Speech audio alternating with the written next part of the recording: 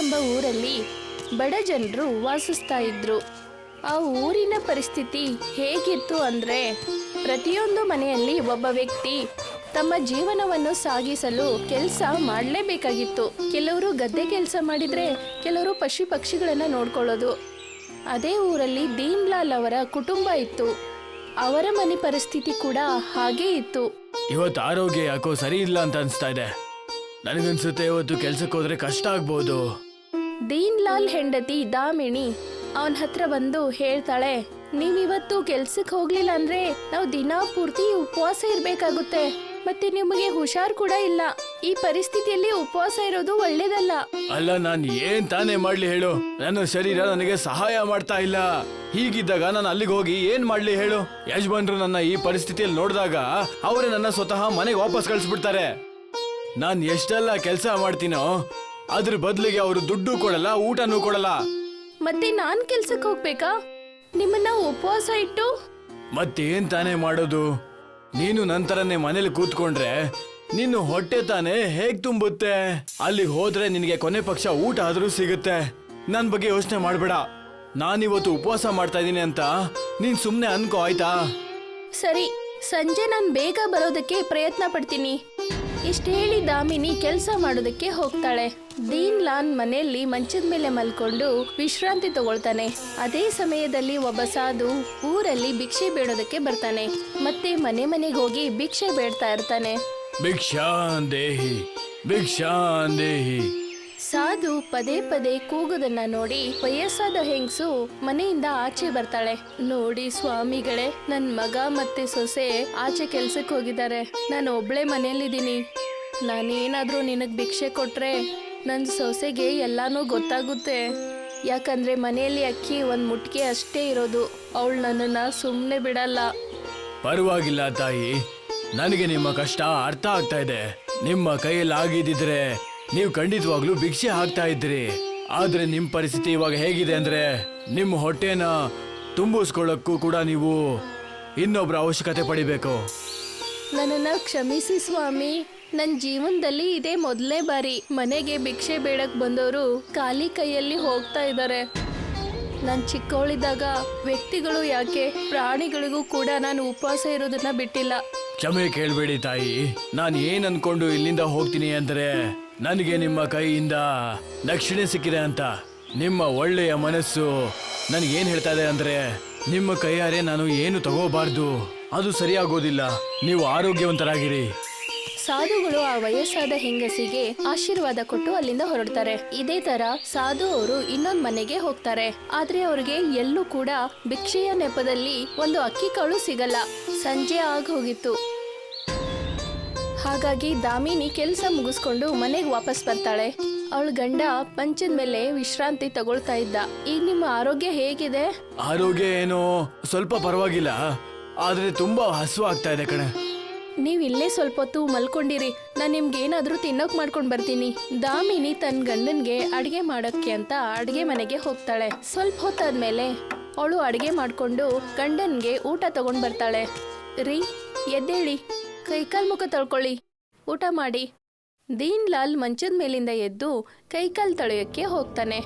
ಅದಾದ್ಮೇಲೆ ದೀನ್ ಲಾಲ್ ಊಟ ಮಾಡೋಕೆ ಅಂತ ಕೂತ್ಕೊಂಡಾಗ ಆಗ ಅವ್ರ ಮನೆ ಮುಂದೆ ಅದೇ ಸಾಧು ಬರ್ತಾನೆ.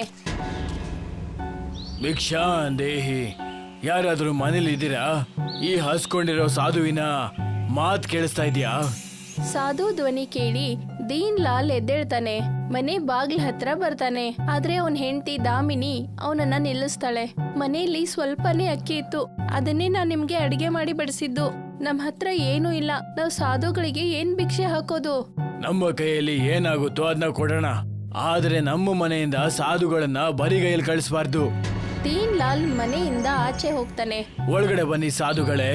ದೀನ್ ಲಾಲ್ ಸಾಧುಗಳನ್ನ ಮನೆ ಒಳಗಡೆ ಕರ್ಕೊಂಡ್ ಬರ್ತಾನೆ. ಸಾಧುಗಳನ್ನ ಅವನ್ ಎಲ್ ಕುತ್ಕೊಂಡಿದ್ನೋ ಅಲ್ಲಿ ಕೂರಿಸ್ತಾನೆ. ನಿಮ್ಗೆ ಹಸುವಾಗಿದೆ ಅನ್ಸುತ್ತೆ, ಊಟವನ್ನ ಸ್ವೀಕರಿಸಿ. ಓ ಸಾಧುಗಳೇ, ಈ ಊರಿನಲ್ಲಿ ನೀನು ಮೊದಲನೇ ವ್ಯಕ್ತಿ. ನಾನ್ ಏನು ಕೇಳ್ದೇನೆ ನನಗೆ ಊಟ ಹಾಕ್ತಾ ಇದೀಯಾ. ಆದ್ರೆ ನಿನ್ನ ನೋಡಿದ್ರೆ ನನಗನ್ನಿಸ್ತಾ ಇದೆ ನೀನು ಕೂಡ ಹಸ್ಕೊಂಡಿದ್ಯಾ ಅಂತ. ಇಲ್ಲ ಸಾಧು ಮಹಾರಾಜ್ರೆ, ನಾನು ಈಗ ತಾನೇ ಊಟ ಮಾಡಿದ್ದು. ನೀವು ನನ್ ಬಗ್ಗೆ ಚಿಂತೆ ಮಾಡಬೇಡಿ. ದೀನ್ ಲಾಲ್ ಲಾಲ್ ಪರಿಸ್ಥಿತಿ ನೋಡಿ ಸಾಧುಗೆ ಅರ್ಥ ಆಗುತ್ತೆ ಅವನು ಸುಳ್ಳು ಹೇಳ್ತಾ ಇದ್ದಾನೆ ಅಂತ. ಯಾಕಂದ್ರೆ ಸಾಧುಗೆ ಹೊಟ್ಟೆ ತುಂಬಾ ಊಟ ಕೊಡ್ಬೇಕು ಅಂತ. ಮತ್ತೆ ಹೇಳ್ತಾನೆ, ಈ ಸೇವಾ ಭಕ್ತಿಯಿಂದ ನಿಮ್ಗೆ ಒಳ್ಳೇದೇ ಆಗುತ್ತೆ. ಊಟ ಆದ ನಂತರ ಸಾಧುಗಳಿಗೆ ದೀನ್ ಲಾಲ್ ಅವರು ವಿಶ್ರಾಂತಿ ಮಾಡೋಕ್ಕೆ ಅಂತ ಮಂಚ ಕೊಡ್ತಾನೆ. ಮತ್ತೆ ಅವನು ನೆಲದ ಮೇಲೆ ಮಲ್ಕೊಳ್ತಾನೆ. ಬೆಳಿಗ್ಗೆ ಆದ್ಮೇಲೆ ಸಾಧುಗಳು ಏನು ಹೇಳ್ದೆ ಅಲ್ಲಿಂದ ಹೊರಡ್ತಾರೆ. ಆಗ ದೀನ್ ಲಾಲ್ಗೆ ಎಚ್ಚರ ಆಗುತ್ತೆ. ಅವನು ಸಾಧು ಹತ್ರ ಹೋಗ್ತಾನೆ. ಸಾಧು ಅವರು ಮನೆ ಮುಂದೆನೆ ಇರ್ತಾರೆ. ಹೇ ಸಾಧು ಮಹಾರಾಜ್ರೆ, ನೀವು ನಮ್ಗೆ ಆಶೀರ್ವಾದ ಮಾಡ್ದೇನೆ ಮನೆಯಿಂದ ಹೋಗ್ತಾ ಇದ್ದೀರಾ. ನಾನ್ ನಿನಗೆ ಆಶೀರ್ವಾದ ರೂಪದಲ್ಲಿ ಒಂದು ವಸ್ತುವನ್ನ ಕೊಟ್ಟಿದ್ದೀನಿ. ಅದು ನಿಮ್ಮ ಈ ಬಡತನವನ್ನ ಶಾಶ್ವತವಾಗಿ ದೂರ ಮಾಡುತ್ತೆ. ಇಷ್ಟ ಹೇಳಿ ಸಾಧುಗಳು ಅಲ್ಲಿಂದ ಹೊರಡ್ತಾರೆ. ಸ್ವಲ್ಪ ಹೊತ್ತಲ್ಲೇ ದೀನ್ ಲಾಲ್ ಅವರ ಮಂಚ ಹೊಳೆಯೋದಕ್ಕೆ ಶುರು ಆಗುತ್ತೆ. ರೀ ನೋಡ್ರಿ, ಈ ಮಂಚ ಹೇಗ್ ಹೊಳಿತಿದೆ ಅಂದ್ರೆ ಚಿನ್ನದ ತರ ಹೊಳಿತಿದೆ. ಚಿನ್ನ ಅನ್ನೋ ತರ ಏನು? ಅದು ಚಿನ್ನನೇ ತಾನೇ.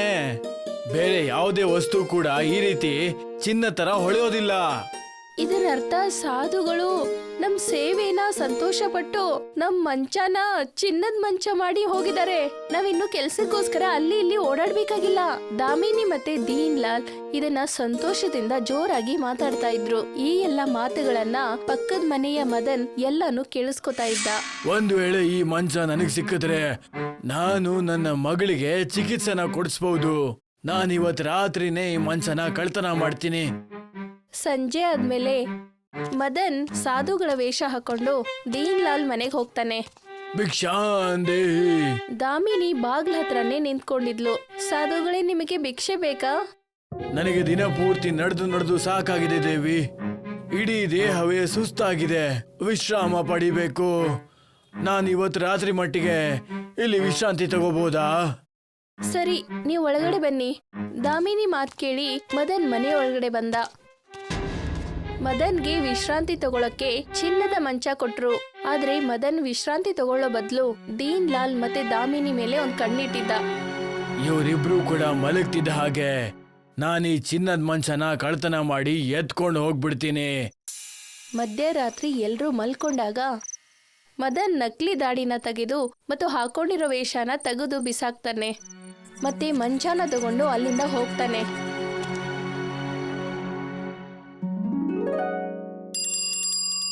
ಬೆಳಿಗ್ಗೆ ಆದ್ಮೇಲೆ ದಾಮಿನಿ ಮತ್ತೆ ದೀನ್ ಲಾಲ್ಗೆ ತುಂಬಾನೇ ಆಶ್ಚರ್ಯ ಆಗುತ್ತೆ. ಇಲ್ ನೋಡಿ, ಸಾಧುಗಳ ವೇಷ ಮತ್ತೆ ದಾಡಿ, ಅವನ್ ಯಾರೋ ಮೋಸಗಾರ ಅನ್ಸುತ್ತೆ, ನಮ್ ಚಿನ್ನದ ಮಂಚನ ತಗೊಂಡ್ ಹೋದ. ದಾಮಿನಿ ಮತ್ತೆ ದೀನ್ ಲಾಲ್ ಚಿನ್ನದ ಮಂಚನ ಹುಡುಕೋಕೆ ಹೋಗ್ತಾರೆ. ಇಲ್ಲಿ ಮದನ್ ಆ ಚಿನ್ನದ ಮಂಚನ ತಗೊಂಡು ಹೋಗ್ತಿರುವಾಗ ತನ್ನಿಂತಾನೆ ಆ ಮಂಚ ಕೆಳಗ್ ಬೀಳುತ್ತೆ. ಅವ್ನ್ ನೋಡ್ದಾಗ ಅವನ್ ಕೈ ಚಿನ್ನದಾಗಿರುತ್ತೆ. ಇದೇನಾಗೋಯ್ತು? ನನ್ನ ಎರಡು ಕೈಗಳು ಯಾವ ಕೆಲ್ಸ ಮಾಡ್ತಾ ಇಲ್ಲ. ಅಲ್ಲಿ ನಡೀತಿರೋ ದೃಶ್ಯ ಬರ್ತಿರೋ ಸಾಧು ಕಣ್ಗೆ ಬೀಳುತ್ತೆ. ಅವರು ಅದ್ರ ಹತ್ರ ಬರ್ತಾರೆ. ನೀನ್ ಈ ಮಂಚನ ಕಳ್ತನ ಮಾಡಿ ತಪ್ಪು ಮಾಡಿದ್ಯಾ. ನಾನಿದ್ನ ಅವರ ಸೇವೆ ಭಕ್ತಿಯಿಂದ ಪ್ರಸನ್ನಗೊಂಡು ಫಲದ ರೀತಿಯಲ್ಲಿ ಅವ್ರಿಗೆ ಕೊಟ್ಟಿದ್ದೆ. ಈಗ ನೀನ್ ಮಾಡಿರುವಂತ ತಪ್ಪಿಗೆ ಶಿಕ್ಷೆ ಅನುಭವಿಸ್ಬೇಕು. ಮಂಚನ ಹುಡುಕ್ತಾ ದೀನ್ ಲಾಲ್ ಮತ್ತೆ ಅವನ್ ಹೆಂಡತಿ ದಾಮಿನಿ ಅಲ್ಲಿಗೆ ಬರ್ತಾರೆ. ಮದನ್ ಅಣ್ಣ, ನೀವ್ ಈ ತರ ಕೆಲಸ ಮಾಡ್ತೀರಿ ಅಂತ ನಮಗ್ ನಂಬಕ್ಕೆ ಆಗ್ತಿಲ್ಲ. ನನ್ ಬಗ್ಗೆ ತಪ್ಪು ತಿಳ್ಕೊಬೇಡಿ ತಂಗಿ. ಇದನ್ನೆಲ್ಲ ನಾನು ಮಾಡಿದ್ದು ನನ್ನ ಮಗಳ ಚಿಕಿತ್ಸೆಗೋಸ್ಕರ. ನಿನಗಂತೂ ಗೊತ್ತೇ ಇದೆ ಅವಳ ಪರಿಸ್ಥಿತಿ ಈಗ ಏನಾಗಿದೆ ಅಂತ. ದಾಮಿನಿ ಸಾಧುಗಳಿಗೆ ಒಂದ್ ಮಾತು ಹೇಳ್ತಾಳೆ. ಸಾಧುಗಳೇ, ನೀವು ಇವ್ರ ತಪ್ಪನ್ನ ಕ್ಷಮಿಸ್ಬಿಡಿ. ಮತ್ತೆ ಇವ್ರ ಕೈಯನ್ನ ಮೊದ್ಲಿನ ತರ ಮಾಡ್ಬಿಡಿ ದಯವಿಟ್ಟು. ಯಾವುದೇ ವ್ಯಕ್ತಿಗಾದ್ರೂ ಇನ್ನೊಬ್ಬರ ವಸ್ತುವಿನ ಮೇಲೆ ದುರಾಸೆ ಬಂದ್ರೆ ಅದು ತಪ್ಪು. ಮತ್ತೆ ತಪ್ಪು ಮಾಡಿದವರು ಶಿಕ್ಷೆನ ಅನುಭವಿಸ್ಲೇಬೇಕು. ಸಾಧುಗಳೇ, ನನಗ್ ಗೊತ್ತು ಮನುಷ್ಯ ತಪ್ಪು ಮಾಡಲ್ಲ. ಅವನ್ ಸಮಯ ಮತ್ತೆ ಪರಿಸ್ಥಿತಿ ಈ ತಪ್ಪನ್ನ ಮಾಡಿಸುತ್ತೆ. ಮದನ್ ಅಣ್ಣನ್ ಮಗಳು ಹುಷಾರಿರ್ಲಿಲ್ಲ ಅಂದ್ರೆ ಅವ್ರು ಈ ಕೆಲಸ ಮಾಡ್ತಾ ಇರ್ಲಿಲ್ಲ.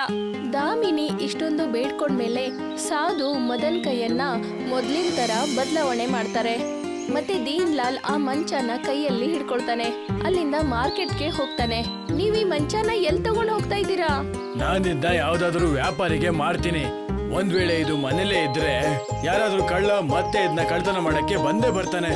ನಾವಿದ್ನ ಮಾರ್ಬಿಟ್ಟು ಬರೋ ದುಡ್ಡಿಂದ ಇಡೀ ಊರಿನ ಬಡತನನ ದೂರ ಮಾಡೋಣ.